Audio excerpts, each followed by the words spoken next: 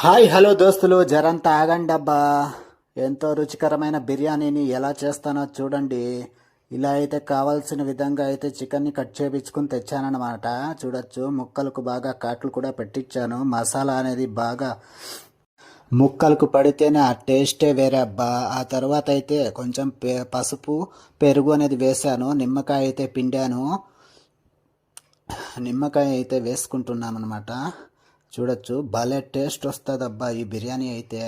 చూడొచ్చు మీరు, అర్చి వారి గరం మసాలాను కూడా యాడ్ చేసేసానబ్బా. చూడొచ్చు. నెక్స్ట్ వచ్చేసి ఆచి వారి చికెన్ మసాలాను కూడా వేసేద్దాం అబ్బా.